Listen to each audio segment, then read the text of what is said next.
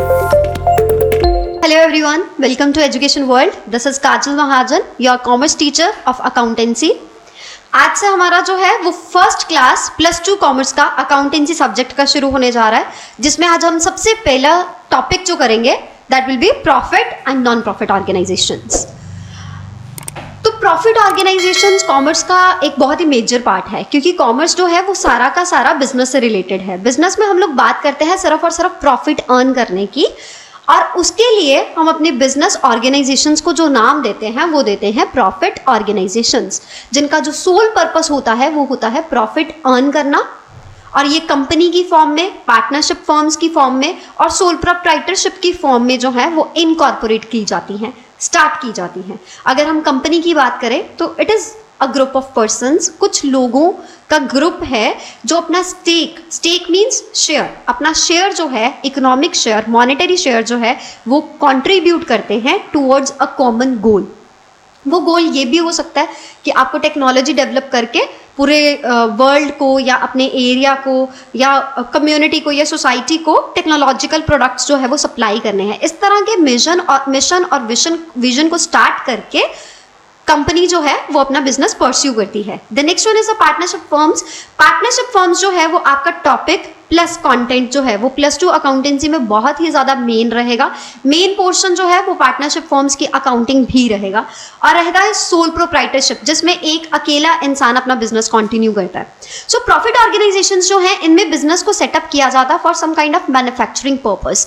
Manufacturing purpose की अगर हम बात करें, it means production of goods and services, means transformation of economic resources को ट्रांसफॉर्म करना किस चीज में, किसी यूटिलिटेटिव प्रोडक्ट में, उसको हम लोग कहते हैं बिजनेस। डिस्ट्रीब्यूट करना गुड्स एंड सर्विसेज को, ताकि हम अपने कस्टमर्स को वो अवेलेबल करवा सकें उनके एंड पे।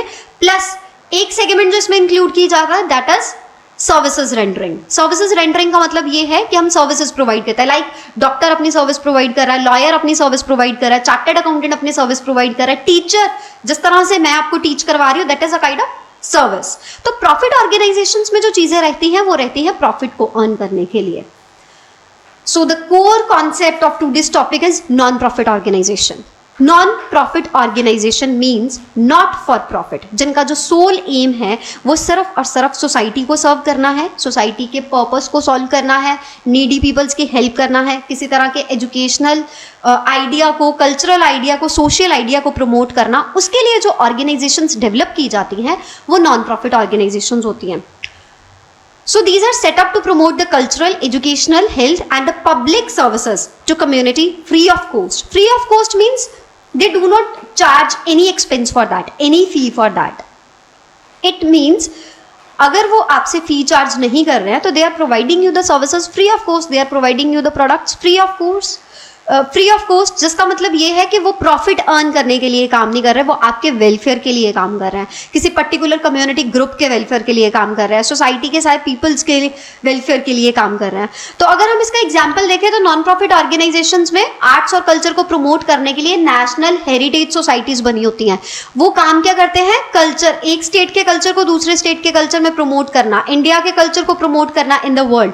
दे are not doing that for the earning purposes, वो इस चीज को करते हैं सिर्फ और सिर्फ वेलफेयर के लिए, कल्चरल प्रमोशन के लिए, सोसाइटी के वेलफेयर के लिए। जैसे आप उसका एग्जांपल ये भी ले सकते हो, रोटरी इंटरनेशनल। रोटरी इंटरनेशनल जो है वो एक ग्लोबल लेवल के ऊपर नॉन प्रॉफिट ऑर्गेनाइजेशन की तरह काम करता है। एक टाइम पे उनका एक मिशन आया था एंड पोलियो नाउ, उसमें उन्होंने सारे वर्ल्ड में पोलियो के केसेस को कम करने की कोशिश की थी बाय प्रोवाइडिंग द वैक्सीन। तो ये सारा काम जो है, ये जो सारी ऑर्गेनाइजेशंस होती हैं ये सोशल वेलफेयर ऑर्गेनाइजेशंस होती हैं, जिनको हम नॉट फॉर प्रॉफिट ऑर्गेनाइजेशन कहते हैं। Now the next one is features of non-profit organization. अगर हम non-profit organizations को स्टडी करते हैं तो उनके क्या फीचर्स हैं? The very first is the entity. It is a legal entity. Legal entity का मतलब कॉमर्स में ये लिया जाता है जो रजिस्टर्ड होती है, जो लॉ की आइज में एग्जिस्ट करती है, जिसका एक अपना स्टेटस है, कॉर्पोरेट स्टेटस है, लीगल स्टेटस है, जिसकी अपनी कॉमन सील है। Common seal means a kind of stamp. अगर आप रोटरी इंटरनेशनल की एग्जांपल लेके चलते हो तो उनके जो डॉक्यूमेंट्स, ऑफिशियल डॉक्यूमेंट्स हैं या कोई कैंपेन है या कोई वेलफेयर कैंपेन है, तो उसके ऊपर जो नाम आता है वो रोटरी इंटरनेशनल का है। उसकी कोई डॉक्यूमेंटेशन होती है तो उसके ऊपर जो स्टैंप है दैट इज कॉमन सील, जो उसका लीगल एंटिटी शो करती है कि वो लोगों से अलग है, उसका अपना एक एग्जिस्टेंस जो है वो कानून की नज़र में है, बिकॉज वो रजिस्टर्ड है for the particular law in force, जो भी लॉ उसको गवर्न करेगा उसके लिए। Having separate existence from the promoters, तो प्रोमोटर्स वो लोग होते हैं जो आइडिया इनिशिएट करते हैं, मतलब आइडिया जिनके दिमाग में आता है और उस आइडिया को इंप्लीमेंट करते हैं, उस वेंचर को स्टार्ट करते हैं, वो इनिशिएटिव लेते हैं, those persons are known as promoters. The next one is purpose. तो नॉन प्रॉफिट ऑर्गेनाइजेशंस का पर्पस, जैसे मैंने आपको बताया कि कल्चरल प्रमोट करना, एजुकेशनल आइडिया प्रमोट करना, रिलीजियस आइडिया प्रमोट करना, प्रोफेशनल आइडिया प्रमोट करना, like we are providing you the free coaching for +1 and +2 commerce on the YouTube channel. It is a kind of educational service to you which is free of cost.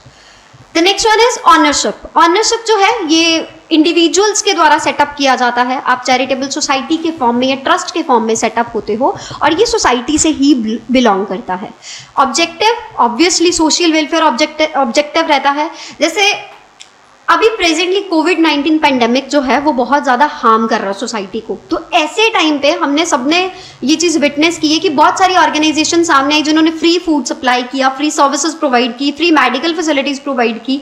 ये सब organisation ने जो काम किया वो किसी तरह के प्रॉफिट को अर्न करने के लिए नहीं किया, सोसाइटी को सर्व करने के लिए किया, इस कोविड-19 के पेंडेमिक से उनको सेफगार्ड करने के लिए किया या उनको हेल्प आउट करने के लिए किया। तो ये जो टारगेट्स होते हैं, ये जो ऑब्जेक्टिव्स होते हैं, ये नॉन प्रॉफिट ऑर्गेनाइजेशंस के होते हैं। मैनेजमेंट, इसका जो मैनेजमेंट है ना, अब जो भी कॉमर्स में हम स्टडी करते हैं कि जो भी ग्रुप ऑफ इंडिविजुअल्स हैं वो जिस भी मिशन को, विजन को या एम को लेके काम कर रहे हैं, उसके लिए कुछ मैनेजमेंट चाहिए, क्योंकि आप आइडिया इनकॉर्पोरेट करते हो, रिसोर्सेज गैदर करते हो। जैसे आपका आइडिया ये है कि हमको कोविड-19 पेंडेमिक में इतनी स्लम एरिया को हमको फ्री फूड प्रोवाइड करना, उसके लिए आपको चैरिटी भी चाहिए, डोनेशंस भी चाहिए, तो उसका प्रॉपर प्लान आउट किया जाता है। और जो इंडिविजुअल्स इस चीज़ को मैनेज करता है ना, उनके लिए एक पर्टिकुलर टर्म यूज होती है that is known as trustee. वो जो वर्ड है दैट इज ट्रस्टी, तो इसके मैनेजमेंट जो है ना वो ट्रस्टी होता है। Next is funds. तो हमारे नॉन प्रॉफिट ऑर्गेनाइजेशन में फंड्स कहाँ से आते हैं? जैसे आपने कंपनी के बारे में पढ़ा है, कंपनी में जो फंड्स है वो शेयर कैपिटल होती है ना, मतलब सोल प्रोप्राइटर में ऑनर इन्वेस्ट करता है, ठीक है, अपने रिटेन्ड अर्निंग्स में से कह लो, अपनी इनकम में से कह लो, मतलब सोल प्रोप्राइटर में जो है वो ऑनर की इन्वेस्टमेंट होती है। तो नॉन प्रॉफिट ऑर्गेनाइजेशंस में फाइनेंस कहाँ से आएगा? क्योंकि बिना फाइनेंस के कोई भी ऑर्गेनाइजेशन वर्क नहीं कर सकती।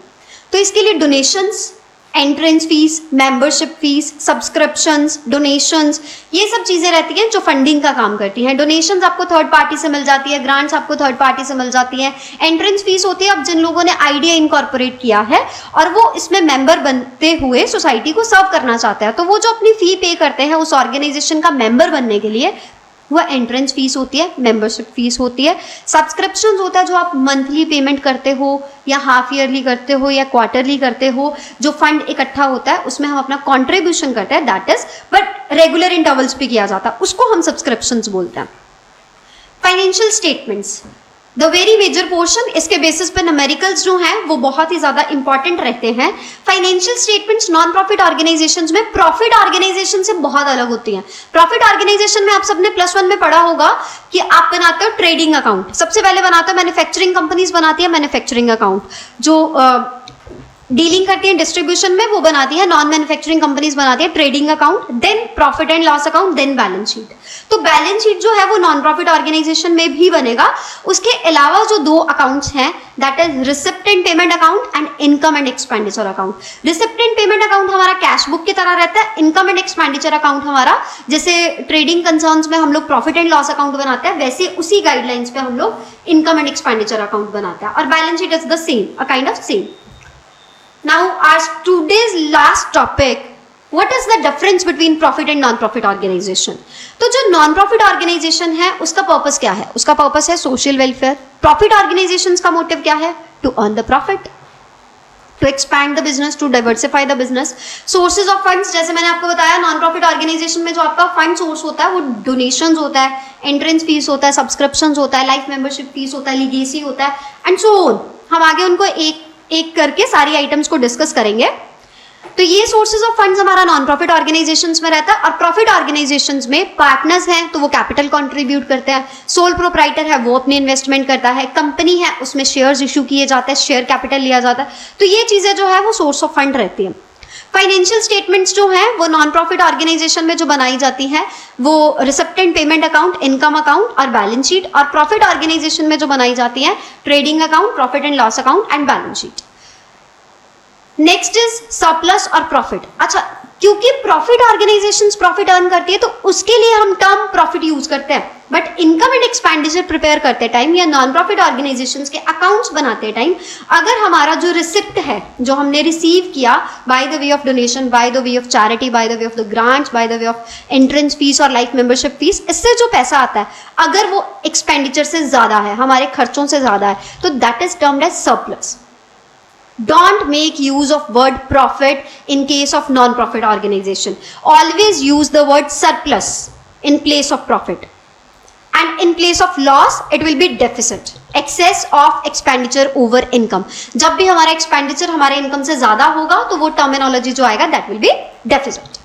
So distribution of surplus और profit, ये जो distribution है कंपनी में हम जो भी प्रॉफिट अर्न करते हैं वो by the way of dividend हम अपने शेयर होल्डर्स को डिस्ट्रीब्यूट कर देते हैं। नॉन प्रॉफिट ऑर्गेनाइजेशन में जो मेंबर्स काम करते हैं एज अ ट्रस्टी वो सोशल वेलफेयर के लिए करते हैं, तो इसमें अगर हमारे पास कोई सरप्लस होता है तो वो बिल्कुल भी किसी ट्रस्टी को, किसी मेंबर को डिस्ट्रीब्यूट नहीं किया जाता। यहाँ पे कोई डिस्ट्रीब्यूशन नहीं होता, सिर्फ सोशल प्रोजेक्ट्स में इसकी एप्लीकेशन की जाती है। तो ये सारा आज का टॉपिक था, नॉन प्रॉफिट ऑर्गेनाइजेशन के इंट्रोडक्शन थे जिसमें हमने उसका मीनिंग किया, उसके फीचर्स किए और साथ में हमने उसका डिफरेंस देखा कि किस तरह से ये ऑर्गेनाइजेशन जो है वो प्रॉफिट ऑर्गेनाइजेशन से अलग है। इन द नेक्स्ट क्लास हम लोग स्टडी करेंगे कि इसमें जो अकाउंट्स बनते हैं, रिसिप्टेंट पेमेंट अकाउंट और इनकम एंड एक्सपेंडिचर अकाउंट, उनका क्या फॉर्मेट रहता है, किस बेसिस पर बनते हैं, कौन सी आइटम्स हम उसमें कंसिडर करते हैं। So till that thank you so much, और अगर आपकी कोई क्वेरी है तो आप पूछ सकते हो। Thank you.